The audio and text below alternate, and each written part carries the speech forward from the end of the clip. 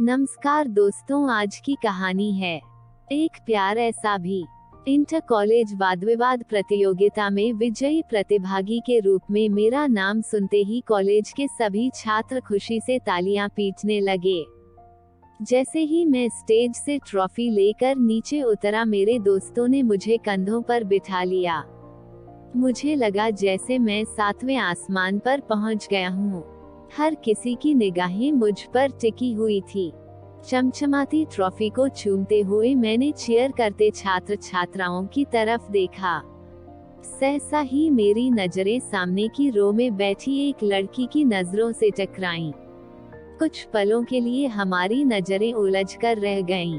तब तक नीचे उतारते हुए मेरे दोस्त मुझे गले लगाने लगे और मेरी तारीफें करने लगे। यार, तूने तो कमाल ही कर दिया। पिछले 2 साल से हमारा कॉलेज तेरी वजह से ही जीत रहा है। अरे नहीं, ऐसी कोई बात नहीं। मैं तो शुक्रगुजार हूँ तुम सबका जो मुझे इतना प्यार देते हो, और विनोद सर का भी जिन्होंने हमेशा मेरा मार्गदर्शन किया है। पर आप हो कमाल के हैं। वाकई कितनी फर्राटेदार इंग्लिश बोलते हो। मैं श्वेता मिश्रा, न्यू एडमिशन। सामने वही लड़की मुस्कुराती हुई हाथ बढ़ाए खड़ी थी, जिससे कुछ वक्त पहले मेरी नजरें टकराई थीं। उसकी मुस्कुराती हुई आंखों में अजीब सी कशिश थी। चेहरे पर नूर और आवाज में संगीत की स्वर लहरी थी। हल्के गुलाबी रंग के फ्रॉक सूट और नेट के दुपट्टे में वह आसमान से उतरी परी जैसी खूबसूरत लग रही थी। मैं उससे हाथ मिलाने का लोभ छोड़ न सका और तुरंत उसके हाथों को थाम लिया। उस पल लगा जैसे मेरी धड़कनें रुक जाएंगी, मगर मैंने मन के भाव चेहरे पर नहीं आने दिए और दूर होता हुआ बोला, श्वेता मिश्रा यानी एक ऊंची जाति की कन्या, आई गैस ब्राह्मण हो न तुम? हाँ, वह तो मैं हूँ। वैसे तुम भी कम नहीं लगते। अरे कहाँ मैडम, मैं तो किसान का छोरा, पूरा जाट हूँ। वैसे कोई नहीं, आपसे मिलकर दिल खुश हो गया। अब चलता हूँ, कहकर मैं आगे बढ़ गया। पीछे पीछे मेरे दोस्त भी आ गए और मुझे छेड़ने लगे। तभी मेरा जिगरी दोस्त वासु बोला, यह क्या यार, तेरे पिता नगर पार्षद हैं, फिर तुमने उससे झूठ क्यों कहा? वह इसलिए मेरे भाई, क्योंकि हमारे घर के लड़कों को लड़कियों से दोस्ती करने की इजाजत नहीं है। जानता है माँ ने कॉलेज के पहले दिन मुझसे क्या कहा था? क्या कहा था? यही कि कभी भी किसी लड़की के प्यार में मत पड़ना। हमारे खानदान में प्यार के चक्कर में कई जाने जा चुकी हैं। सख्त हिदायत दी थी उन्होंने मुझे। अच्छा, तो यही वजह है कि तू लड़कियों से दूर भागता है? हाँ यार, पर ये लड़की तो बिल्कुल ही अलग है। एक नजर में ही मन को भा गई, इसलिए इससे और भी ज्यादा दूर भागना पड़ेगा। श्वेता के साथ ये थी मेरी पहली मुलाकात। उस दिन के बाद से श्वेता अक्सर मुझसे टकरा जाती। कभी कभी लगता कि वो मेरा पीछा करती है, पर मन का भ्रम मानकर मैं इग्नोर कर देता। ये बात अलग थी कि आजकल मन के गलियारे में उसी के ख्याल चक्कर लगाते रहते थे। वो कैसे हंसती है, कैसे चोर नजरों से मेरी तरफ देखती है, कैसे चलती है, वगैरह वगैरह। धीरे धीरे मैंने उसके बारे में जानकारियां जुटानी शुरू की, तो पता चला कि वह अपने कॉलेज की टॉपर है और गाने बहुत अच्छे गाती है।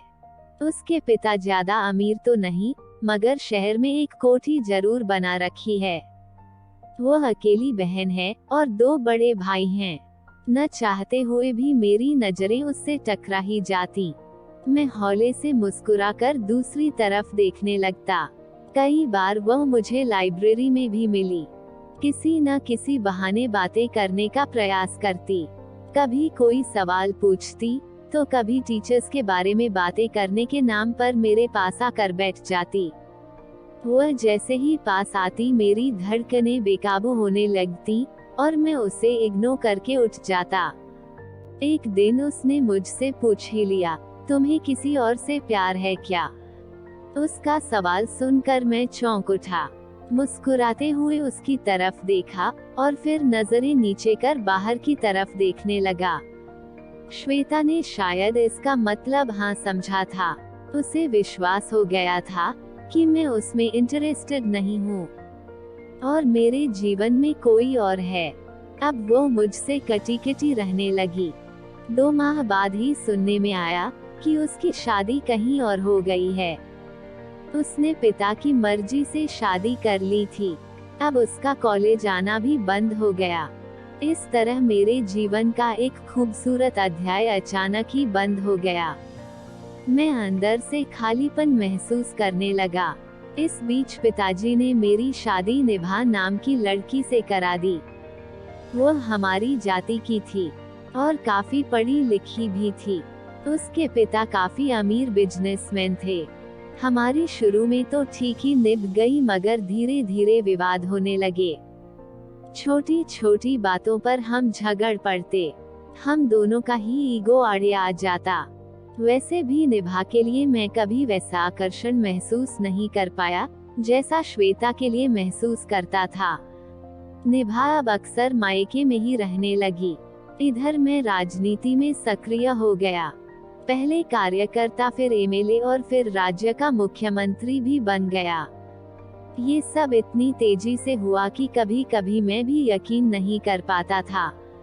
राजनीतिक गलियारे में मेरा अच्छा खासा नाम था। लोग मुझे होशियार, शरीफ और फर्राटेदार इंग्लिश बोलने वाले युवा नेता के रूप में पहचानते थे। विदेश तक में मेरी धाक थी। मैं कई पत्रिकाओं के कवर पेज पर आने लगा था। जनता मुझे प्यार करती, मेरे काम की तारीफ होती। मैं हर काम में अपनी नई सोच और युवा कार्यशैली को अपनाता था। पीएम भी मेरी कद्र करते, अक्सर देश की छोटी बड़ी समस्याओं पर मुझसे विचार विमर्श करते। इसी दरमियान निभा और मैंने आपसी सहमति से तलाक भी ले लिया। वो अब मेरे साथ रहना नहीं चाहती थी। मैंने भी तुरंत सहमति दे दी, क्योंकि मैं भी यही चाहता था। मैं अभी तक श्वेता को भूल नहीं पाया था। जब भी कोई दूसरी शादी की बात करता तो श्वेता का चेहरा मेरी आंखों के आगे आ जाता। जब कोई रोमांटिक मूवी देखता तो भी श्वेता का ख्याल आ जाता। जब बादलों के पीछे चांद छिपता देखता तो भी श्वेता का ही ख्याल आता। एक दिन मेरे जिगरी यार वासु ने मुझे खबर दी कि मेरा पहला प्यार यानी श्वेता इसी शहर में है। मैंने उत्साहित होकर पूछा, श्वेता कहाँ है? कैसी है वह? किसके साथ है? अरे यार, अपने पति के साथ है। पति का काम सही नहीं चल रहा है, इसलिए इधर ट्रांसफर करवा लिया है। ओके, तू पता दे, मैं मिलकर आता हूँ। यह क्या कह रहा है? अब तू साधारण आदमी नहीं, एक सीएम है। तो क्या हुआ? उसके लिए तो वही हूँ न जो 15 साल पहले था। मैंने वासु से पता लिया और अगले ही दिन उसके घर पहुंच गया। श्वेता मुझे पहचान नहीं पाई, मगर उसके पति ने मुझे पहचान लिया और पैर छूता हुआ बोला, सीएम साहब आप इस गरीब की कुटिया में। मैं तो धन्य हो गया। मैं श्वेता से यानी अपनी पुरानी सहपाठी से मिलने आया हूँ। श्वेता ने आश्चर्य से मेरी तरफ देखा। अब तक वह भी मुझे पहचान गई थी। नजरें झुकाकर बोली, आप कॉलेज के सुपर हीरो मतलब कुशल राज हैं ना? हाँ, मैं वही कुशल हूँ। तुम बताओ कैसी हो? मैं ठीक हूँ, मगर आप मेरे घर। वह चकित भी थी और खुश भी। तभी उसके पति ने मुझे बैठाते हुए श्वेता से चाय नाश्ता लगाने को कहा और हाथ जोड़कर पास में ही बैठ गया। मैंने उसके बारे में पूछा तो वह कहने लगा कि हाल ही में उसकी नौकरी छूट गई है। अब वो यहाँ नौकरी की तलाश में आया है। मैंने तुरंत अपने एक दोस्त को फोन किया और श्वेता के पति को उसके यहाँ अकाउंटेंट का काम दिलवा दिया। श्वेता का पति मेरे आगे नतमस्तक हो गया, बार बार धन्यवाद कहने लगा। तब तक श्वेता चाय नाश्ता ले आई। श्वेता अब भी थोड़ी ज्यादा कॉन्शियस हो रही थी। वो खुलकर बात नहीं कर पा रही थी। ऐसा लग रहा था जैसे हम दोनों के बीच एक अजीब सी दूरी आ गई है। 2-4 दिन बाद मैं फिर से श्वेता के यहाँ पहुँचा। आज श्वेता घर में अकेली थी। मुझे खुलकर बात करने का मौका मिल गया। मैंने उसके करीब बैठते हुए कहा, श्वेता, क्या तुम जानती हो, तुम ही मेरा पहला प्यार हो। तुम ही एकमात्र ऐसी लड़की हो जिसे मेरे दिल ने चाहा है। आज से 15 साल पहले जब पहली दफा तुम्हें देखा था, उसी दिन तुम्हें अपना दिल दे दिया था। तभी तो जब मैंने किसी और से शादी की तो उससे प्यार कर ही नहीं पाया। मेरा दिल तो मेरे पास था ही नहीं। ये धड़कनें तो बस तुम्हें देखकर ही बढ़ती हैं। श्वेता एकटक मेरी तरफ देख रही थी, जैसे मेरी नजरों से मेरी रूह तक झांक लेना चाहती हो। थोड़े शिकायत भरे स्वर में उसने कहा, यदि ऐसा था तो फिर मुझसे दूर क्यों भागते थे? कभी भी मेरे प्यार को स्वीकार क्यों नहीं किया तुमने? क्योंकि हमारी जाति अलग थी। मेरे अंदर इतनी हिम्मत नहीं थी कि मैं समाज से लड़ पाता। प्यार में जान गंवाना आसान है, मगर प्यार दिल में रख कर दूर रहना कठिन है। मैं तुमसे दूर भले ही रहा, पर दिल तुम्हारे पास ही था। आज मुझ में हिम्मत है कि मैं तुमसे खुल कर कह सकूं कि बस तुम ही हो जिससे मैंने प्यार किया है। मेरी पत्नी निभा के साथ रहकर भी मैं उससे दूर था। अब तो हमने आपसी सहमति से तलाक भी ले लिया है। श्वेता ने आगे बढ़कर मुझे गले से लगा लिया। हम दोनों की आंखों में आंसू और धड़कनें तेज थीं। हम एक दूसरे के दिल में अपने हिस्से की मोहब्बत महसूस कर रहे थे। अब हम दोनों ही 40 साल के करीब थे। लोग कहते हैं कि प्यार तो युवावस्था में होता है। हमें भी तो प्यार युवावस्था में ही हुआ था, मगर इस प्यार को जीने का वक्त हमें अब मिला था। श्वेता को कहीं न कहीं समाज और पति का डर अब भी था, मगर हमारा प्यार पवित्र था। ये रिश्ता ऐसा था जिसे हम बंद आंखों से भी महसूस कर सकते थे। धीरे धीरे हमारा रिश्ता गहरा होता गया। अब हम साथ होते तो कॉलेज जैसी मस्ती करते, कहीं घूमने निकल जाते, आजाद पंछियों की तरह गीत गुनगुनाते, हंसी मजाक करते, कभी आइसक्रीम खाते तो कभी गोलगप्पे, कभी श्वेता कुछ खास बनाकर मुझे बुलाती तो कभी मैं श्वेता को अपना एस्टेट दिखाने ले जाता।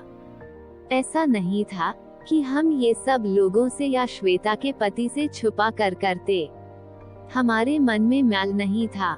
एक परिवार के सदस्य की तरह मैं उसके घर में दाखिल होता, उसके लिए तोहफे खरीदता। एक दिन मैं शाम के समय श्वेता के घर पहुंचा। इस वक्त उसका पति ऑफिस में होता है। हम खुलकर बातें कर रहे थे, तभी श्वेता का पति दाखिल हुआ। वो आज जल्दी आ गया था। श्वेता उठकर चाय बनाने चली गई। श्वेता के पति ने मुझसे कहा, जानते हैं आज मेरा एक दोस्त क्या पूछ रहा था? क्या पूछ रहा था? यही कि तुम्हारी बीवी और सीएम साहब के बीच क्या चल रहा है। अब तक श्वेता भी चाय लेकर आ गई थी। वो अवाक पति का मुंह देखने लगी। फिर क्या कहा आपने? मैंने पूछा। कहीं न कहीं मेरे दिल में एक अपराध बोध पैदा हो गया था। श्वेता के पति के लिए तो आखिर मैं एक दूसरा पुरुष ही हूँ ना। मगर श्वेता के पति ने मेरी सोच से अलग जवाब दिया। हंसता हुआ बोला, मैंने उसे कह दिया कि सीएम साहब श्वेता के दोस्त हैं। उनके प्यार में कोई मैल नहीं, उनके प्यार में कोई धोखा नहीं। मेरा और श्वेता का रिश्ता अलग है। जबकि कुशल जी वह एहसास बनकर श्वेता की जिंदगी में आए हैं, जिसकी वजह से श्वेता के मन में जो एक खालीपन था वह भर गया है। मैं उन दोनों के रिश्ते का सम्मान करता हूँ। श्वेता अपने पति के कंधे पर सर रखती हुई बोली, दुनिया में प्यार तो बहुतों ने किया है, मगर इस प्यार पर जो विश्वास आपने किया वह शायद ही किसी ने किया हो। मैं वादा करती हूँ आपका ये विश्वास कभी नहीं टूटने दूंगी। उस पर मुझे लगा जैसे आज हमारे प्यार को एक नया आयाम मिल गया था। दोस्तों, आशा करती हूँ कि आपको कहानी पसंद आई होगी और काफी कुछ सीखने और समझने के लिए मिला होगा। अगर वीडियो पसंद आया है तो वीडियो को लाइक करें, अपने दोस्तों को शेयर करें और ऐसी ही वीडियो देखने के लिए चैनल को सब्सक्राइब जरूर करें और बेल आइकॉन को प्रेस करें ताकि आपको हर वीडियो का नोटिफिकेशन मिलता रहे। धन्यवाद।